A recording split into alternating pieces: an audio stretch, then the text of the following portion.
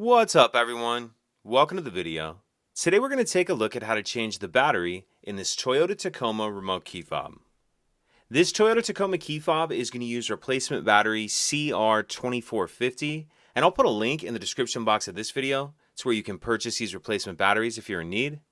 So the first thing we want to do in order to replace our key fob battery is remove the emergency key that's in the bottom of the key fob. That's done by pressing this release on the back that my finger's on, and the emergency key will pull out like that. Now if we take a look at the bottom of it, we see there's this notch right here, and if you notice there's a little bit of a lip on this key.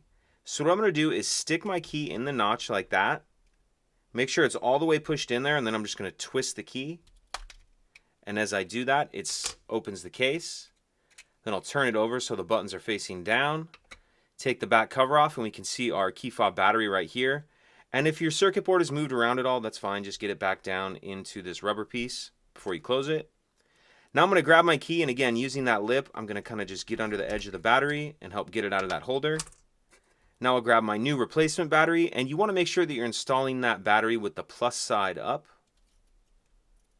Go ahead and snap that down into place. Get your circuit board sitting in that rubber piece where it needs to be. Then we can snap the back on.